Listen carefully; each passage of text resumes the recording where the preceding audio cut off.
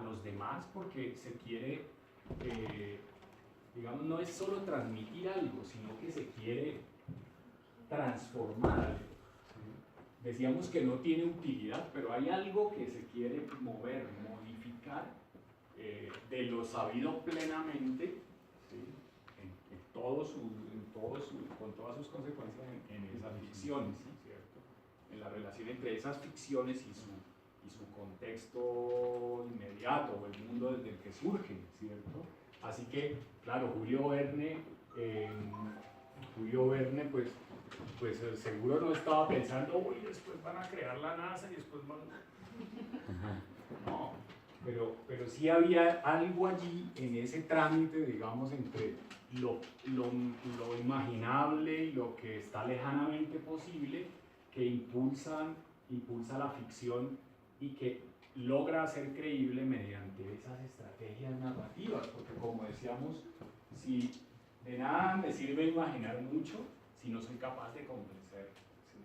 Entonces, por eso hay también, tengamos en cuenta, una especie de efecto o intención definida con la ficción. Hay ficciones que nos producen risa. ¿Sí? El humor bien logrado, entonces consigue que uno estalle a carcajadas o por lo menos se sonría. ¿Sí? Difícil, ¿no? Que una novela o un cuento consiga la carcajada, pero hay. Yo recuerdo muy especialmente una novela de un escritor inglés, se llama Will Self, y tiene una novela que es una parodia de muchas novelas, además también, pero de la vida contemporánea y del arte contemporáneo y todo esto, se llama Grandes Simios, y del psicoanálisis y todo esto. Es una caricatura enorme y fantástica. Entonces uno termina, pues sí, a mandíbula batiente la lectura, ¿no? Pero es difícil, y también depende, como siempre sabemos que es un asunto de conexión, usted mismo lo acaba de decir, es un asunto de conexión entre el lector y esa ficción en particular. Pero siempre hay una intención definida. Hay otras que en cambio dicen, no, esta novela me puso a pensar y repensar 10 veces un tinto, o el aroma de un churrito, ¿no? Un Proust. En fin, digamos que la intención es clavísima también a la hora de definir eso que se convierte en una ficción, o sea, en un mundo que es ajeno en cierto modo, autónomo en cierto modo, pero que a la vez depende de ese contexto del que partió. Listo, continuemos entonces cerrando nuestra lupa. Ahora sí, cuando decimos minificción, ¿a qué nos estaremos refiriendo entonces? ¿A todo eso en cápsulas? Exacto, como que ya tenemos unos formatos, no importa qué tipo de narrativa esté desarrollando, pero entonces se trata de que sea concentrada, ¿cierto? La historia. ¿Qué más habrá ahí en minimalismo? Minimalismo, es decir, tratar de poner la menor cantidad de elementos, ¿sí?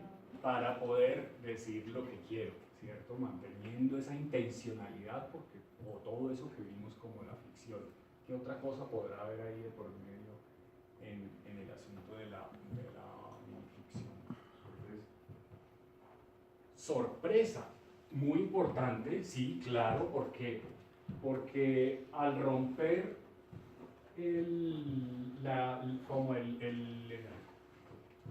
la anatomía típica de un relato más o menos breve o uno largo, ¿cierto? Uno espera que esa capacidad de concentrar además tenga algo más detrás que sea mínimamente sorpresivo, exacto, que cause asombro, que de inmediato eso que decimos el efecto, que ya lo vamos a ir conversando más por supuesto, o esa intencionalidad esté bien lograda, ¿sí? Tiene que ser inmediata, ¿sí? Si eso no se, pues inmediata al menos en la parte más importante, digamos en el eslabón principal que permite que el lector interprete y desarrolle, porque hay también minificciones que no son nada fáciles, ¿sí? Hay minificciones que exigen bastante. ¿Qué más podemos decir sobre minificción?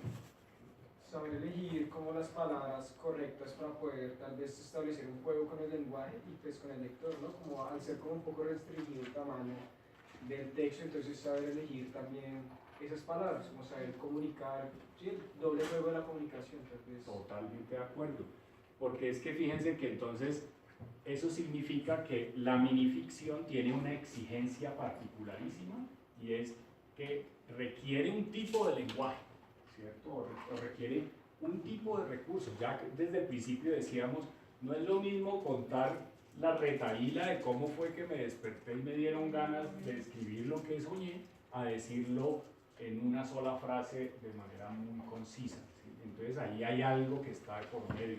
Veamos entonces qué teníamos más o menos redondeado.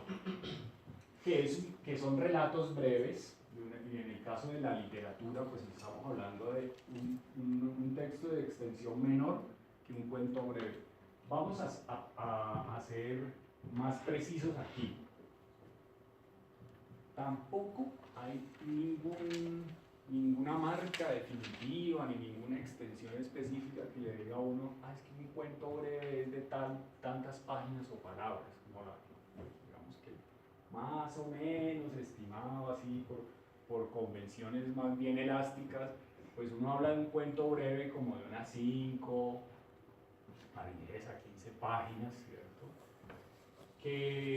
Y eso si lo trasladamos a palabras, que puede ser un poco más práctico, pues si hay digamos unas 300 o 400 palabras en cada página, pues ahí sí me disculpan lo que les decía de la tara numérica, pueden hacer la multiplicación, pero es más o menos por ahí. Y si fuera pues una novela corta, entonces es un cálculo como de más o menos unas 50 palabras, 50 páginas, perdón, en adelante, ¿sí? Pero les decía que eso es engañoso porque la extensión, porque la complexión de un relato no está dada por el número de palabras en este margen más allá del cuento breve, digamos, ¿sí? El cuento breve hacia arriba o hacia adelante en extensión, lo que cuenta es cómo construyas las líneas narrativas, digamos, ¿sí? Cuántas líneas o cuántos personajes, digamos, con una historia completa tú tienes que, o tú estás en disposición de trabajar o tienes que poner porque es tu idea, ¿sí? Si hay una sola historia, un solo personaje, eso es una sola línea narrativa y es un cuento probablemente breve, probablemente no tanto, dependiendo, ¿no? Pero para el caso de que nos convoca, estamos hablando de historias que son menores en cuanto a extensión, digamos que esas 5 o 3 páginas, ¿cierto? Uno ya empieza a imaginarse que una minificción es una historia que además puede ser una fábula, puede ser, ¿por qué no?, un poema. Recuerden que hay otra frontera bien difusa allí, a medida que vamos cerrando el campo de la ficción hacia la microficción o a los microrelatos, se empiezan a unir como si uno hiciera una especie de sondeo microscópico en cualquier superficie, pues empiezan a aparecer líneas de contacto entre cosas que parecen aparentemente separadas. Entonces, por ejemplo, entre la poesía y el cuento, en el caso de la minificción empieza a haber una gran familiaridad, porque a la hora de escribir un cuento, una historia en un párrafo o menos, ¿sí?, tienes que ser muy elíptico, ¿sí?, y esa es la base, el lenguaje tiene que ser muy depurado. Entonces esa es la base de la misma poesía, como decíamos, así se escribe un poema, ¿sí? No se escribe, como decía, criticaba a Cohen en su momento, no te pongas a llenar de adjetivos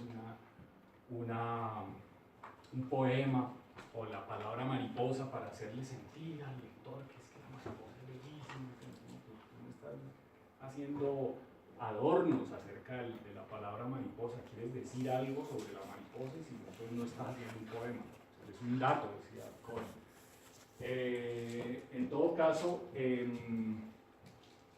En todo caso, aquí tenemos relacionados, por ejemplo, el aforismo, el chiste, miren ustedes, el proverbio o el refrán, ¿sí? Todas esas formas que son, digamos, muy concisas y que tienen que ver con cómo digamos, se une fondo y forma para, con muy poquito, decir mucho, ¿sí? Básicamente es eso.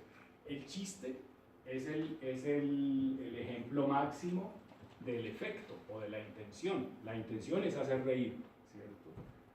Con muy poquito, con 2 o 3 frases. Acuérdense que un chiste presenta una situación, la desarrolla y la conclusión es la risa, ¿no? La situación ridícula o patética o extremadamente cruel que hace que sea graciosa, ¿cierto? Por eso, entonces tiene esa intención también muy definida, la minificción. No nos olvidemos de ese punto.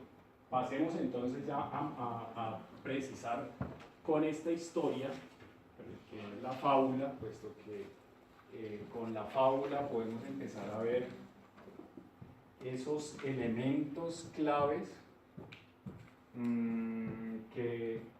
que hacen que una historia avance muy rápido y que tenga además una finalidad, ¿sí?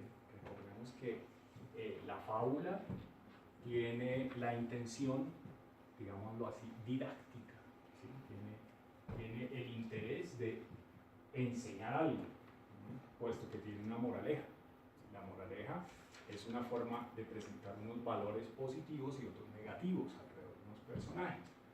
¿Quién quisiera, por favor, leernos esta fábula y conversamos un momento sobre ella? Adelante. El zorro y el cuervo. Fábula atribuida a Esopo. Había una vez un cuervo que se robó un queso y se subió a los altos de un árbol para comérselo. Pero un zorro que pasaba por el lugar vio al cuervo con su gran pedazo de queso y sintió apetito. Entonces comenzó a adularlo. Pero, qué hermoso cuervo eres. Entre las aves no hay otra que tenga tal brillantez en su plumaje, tal gallardía y tal donaire, pero tu voz es fascinante, tan perfecta e inigualable. El cuervo, envanecido por el elogio, queriendo demostrar al astuto zorro su melodiosa voz, comenzó a cantar dejando caer el queso que tenía en el pico. El ladino zorro, que no deseaba otra cosa que el queso, cogió entre sus fauces el suculento bocado y, burlándose del cuervo, saboreó el queso a la vista del cuervo. El cuervo, al ver al zorro comer el queso, muy apenado y hambriento, se alejó del lugar. Moraleja: quien te alaba sin conocerte, solo desea tu suerte. Muy bien, muchas gracias. Bueno, queda muy a la vista que la intención es llegar a esto, ¿cierto? Que todo sirve para esa última frase, ¿cierto? Para exponer esa última frase en la que se concentra el sentido, ¿sí? Les pregunto, ¿ustedes creen que esa fábula se puede considerar un microrrelato? No hemos hablado todavía del microrrelato, pero digo, vamos por minificción. El último paso al que vamos a llegar es el microrrelato, ¿sí? Pero ya hemos dicho varias cosas sobre la minificción. Simplemente piensen en cómo eso se afina un poco más, y eso es el microrrelato. Ahora, ¿podríamos decir que esta fábula es un microrrelato o decimos que no y por qué? Sí. Es un microrrelato. Porque tiene intención, porque hay un sentido detrás de esta historia, Sí. porque tiene una estructura, es decir, un comienzo, digamos lo que llaman el nudo y el Y el desenlace, desenlace, sí. y porque hay unos personajes que son el zorro y el cuervo. De acuerdo. También Bueno, hay una intención clara que se cumple al final, que es dejar la moraleja. muy bien.